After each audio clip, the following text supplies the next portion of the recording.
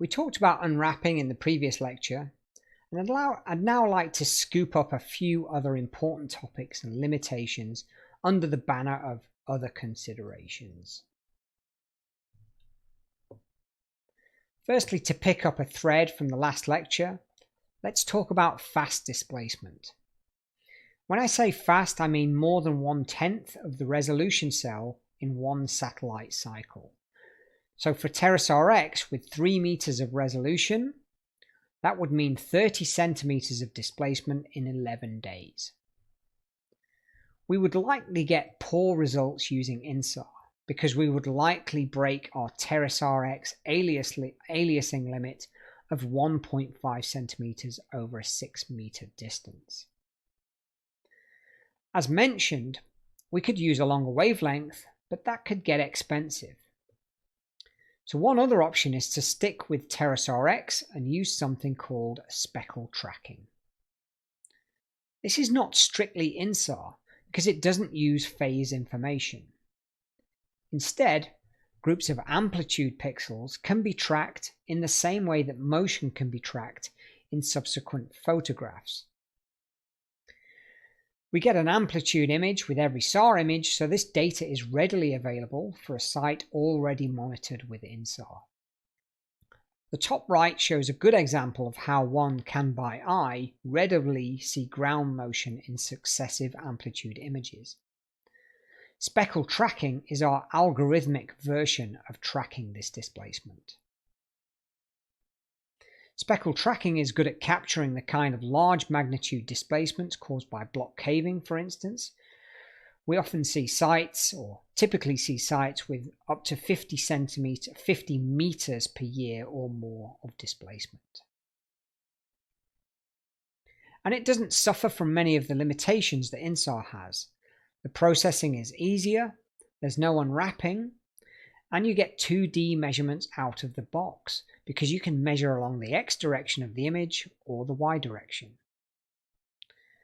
Similarly to longer wavelength measurements, it's less precise, the measurements are coarser, but for fast areas it's way more accurate, especially when you consider that InSAR wouldn't get a result at all at sites like the one shown in the bottom right.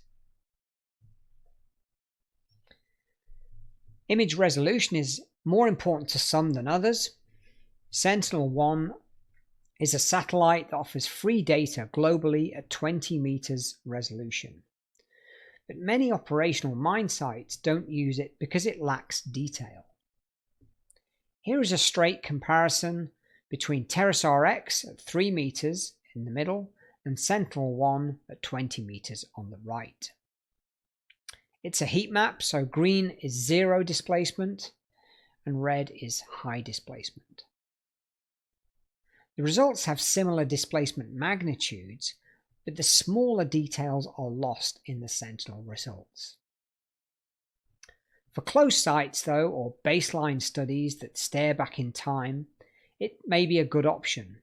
Or if the priority is to characterize displacement over a large area, for instance measuring dewatering effects, then again maybe Sentinel is fine. Ultimately, it's down to users to decide what they want from the data.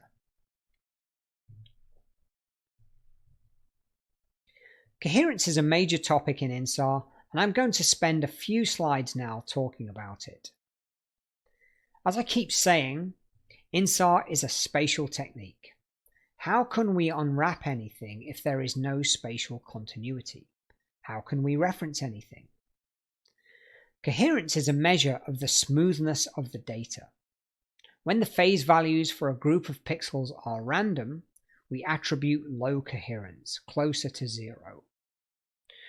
When they agree or change smoothly, we attribute high coherence, closer to 1.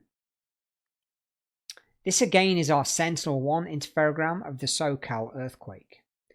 The interferogram here has mostly high coherence.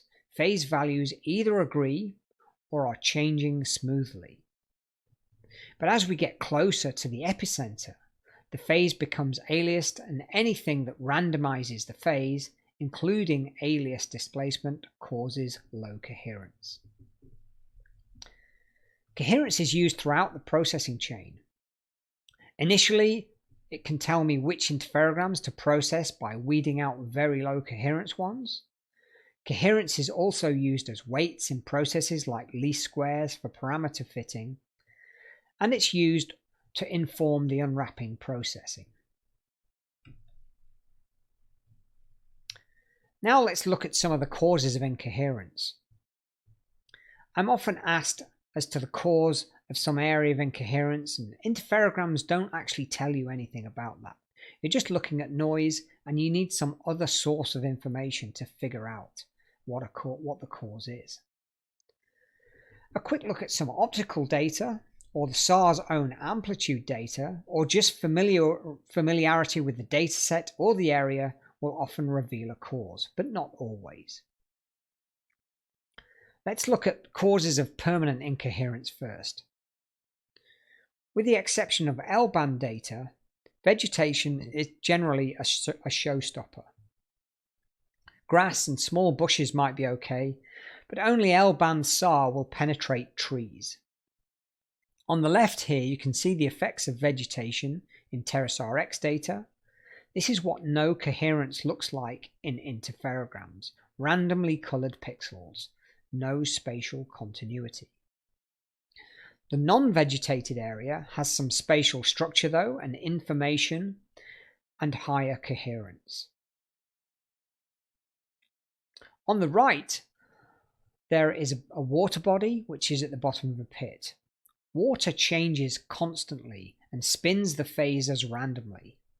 Sometimes new areas of incoherence could be a kind of result if you want to detect water bodies, for instance. More transient coherence is caused by snow.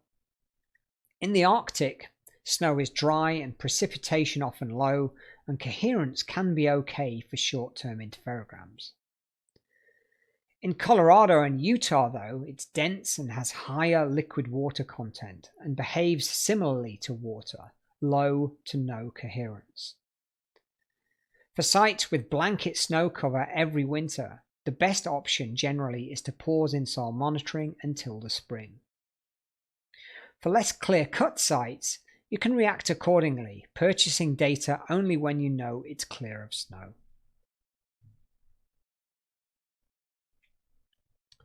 If L-band data works in vegetated areas, then it's reasonable to expect very different coherence values for, say, L-band and C-band data. Here are two coherence images. One is inset inside the other. Coherence is usually represented by a black to white color scale between 0 and 1, with brighter areas representing higher coherence. And I can make a coherence image for every interferogram I have. But the images shown here are the averages of all those coherences.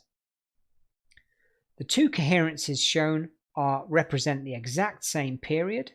The L-band coherence is on the outside and clearly has much better data quality than the C-band coherence inset.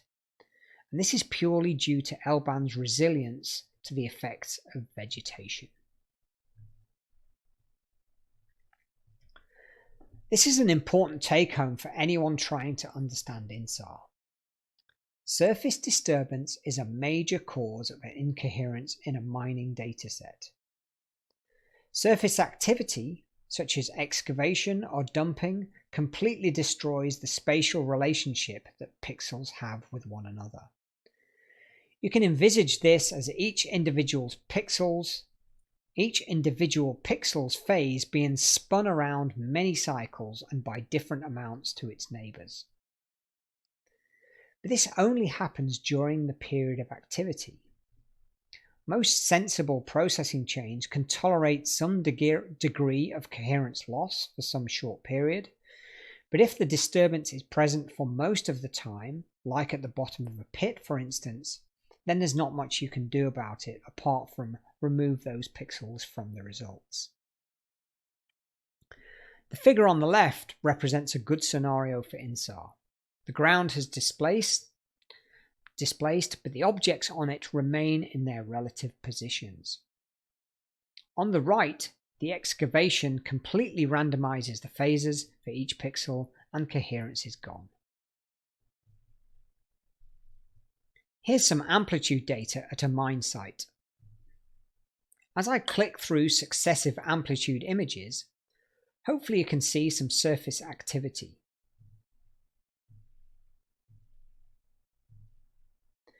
When we look at an interferogram covering the same period, we can see the effect on the phase. The area appears as pure noise and coherence is gone. Not only that, but look at the roads. Just the action of driving along loose surface roads is enough to destroy coherence, and these areas can't be measured using InSAR.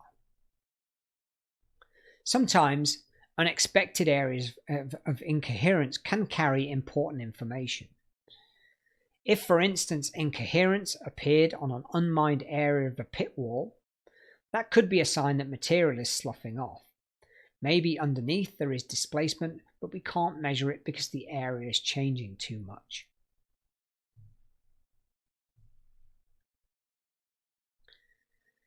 This is the effect of periods of incoherence in results. The processing chain we use at 3VG is built around transient coherence.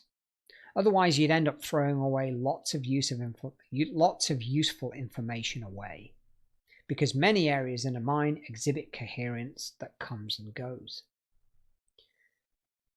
Here we see a classic stockpile time series also. The graph is fairly flat at first. The orange crosses in the graph indicate periods where there was no coherence, but there was enough good data to interpolate over the small gaps. Then there is a longer period of continual activity shown by the grey band in the graph, and this period is too long to interpolate over. So when coherence returns, the graph picks up at the same level it left off, after which there is a sharp downturn in displacement, usually due to settlement following dumping or leaching. The period covered by the grey bar might involve meters of change in the stockpile's height, but InSAR does not capture these large events. Too much change has occurred, and this results in incoherence. InSAR is blind to these events. So just to be absolutely clear, InSAR does not measure height very well. LiDAR is a much better tool for that because InSAR can't capture the big changes. InSAR is unlike many other technologies when it comes to data quantity. For instance, the acquisition of more GPS data doesn't change the time series in the past. But for InSAR, the effect of more data is striking. A better way to think about this actually is not the time series changing, but rather the error bars shrinking. The graphic shows successive rates of displacement being computed each time with one more image. At first, the displacement rate is complete nonsense, and then it starts to look meaningful from around 10 images in. But the error bar keeps on shrinking as more and more data is acquired. And then after 20 images, there are diminishing returns as more data is made available. There are a limited number of things you can do with fewer than 15 images, but this isn't one of them. And it's important to realize that InSAR needs this lead time before quality results are available and time series makes sense.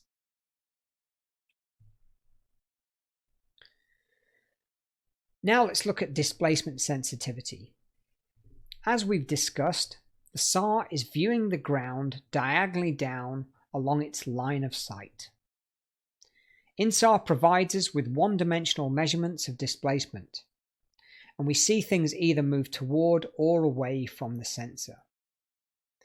We can present those results in 3D, on a map for instance, but the measurements themselves are one-dimensional.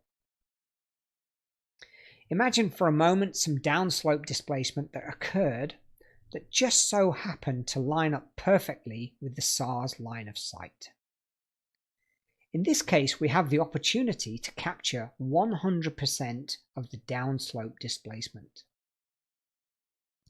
In reality, though, the direction of displacement of the SAR's line of sight will rarely align, and InSAR will underestimate the displacement. In the figure shown, the blue arrow is the line of sight, and the pink is the direction of downslope displacement. When we compare the length of the arrows, we can see the underestimate, because InSAR only captures the proportion of displacement that's in the line of sight. Note also the red arrow. This arrow is perpendicular to the line of sight, and this is the point at which InSAR loses all displacement sensitivity. To measure that direction, you would need a satellite pass from another direction. Here's another scenario, this time for vertical displacement. Again, the line of sight and the direction of displacement don't align, and InSAR will underestimate the displacement. It's trivial, of course, to project the line of sight displacement vector to a vertical vector, and it will grow to the length of the pink arrow. But that, of course, assumes that the displacement is indeed vertical. That might be a reasonable assumption at, say, an oil and gas field, but it's rarely safe to assume at a mine. So with just one pass, either ascending or descending data, it's often safer to make the fewest assumptions possible, which means leaving the results in their native line of sight. The best way around this limitation is, of course, to observe the site using both ascending and descending data. Then for displacing areas with coverage from both passes, a direction of displacement can be solved. As shown in the figure, the two SARs will view the same area at almost right angles to one another, so a good solution can be found in a 2D plane. InSAR has no sensitivity to horizontal north-south displacement because it's not looking this way. That's the flight direction. And with only two look directions, the problem is mathematically under-constrained anyway. Adding more ascending or descending look directions might help to reduce measurement uncertainty, but it won't help to solve this north-south limitation. I sometimes get asked why there aren't satellites orbiting east-west that could capture north-south displacement. That would mean the satellite, though, would only see a narrow band of the Earth because that's the direction it's rotating. There are, however, plans for a constellation with satellites rotating at an inclination of 45 degrees, which would solve this issue.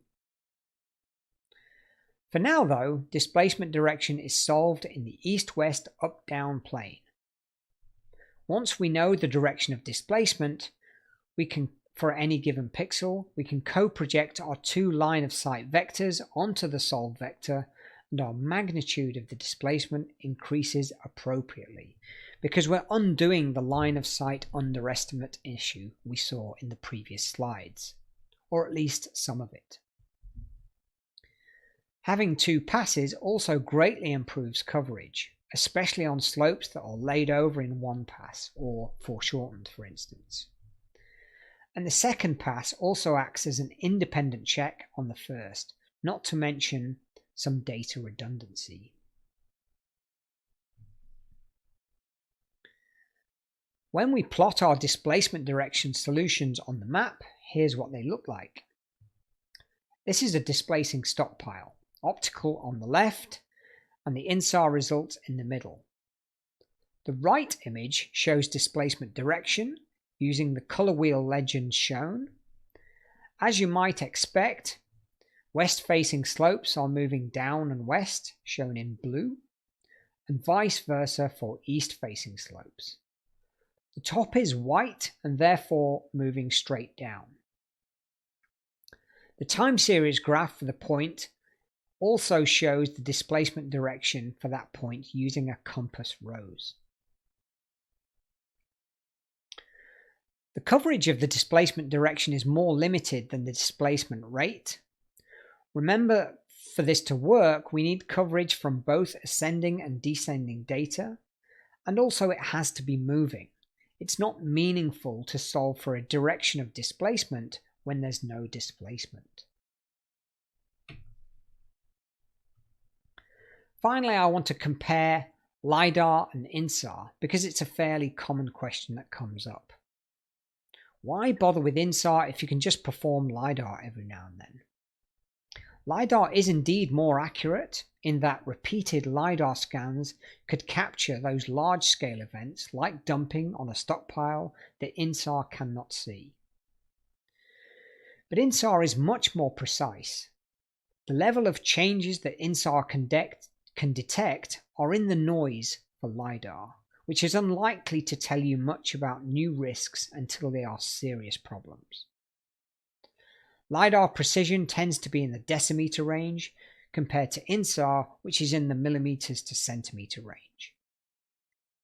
The two technologies are actually very complementary. LiDAR provides excellent elevation data for InSAR, for instance.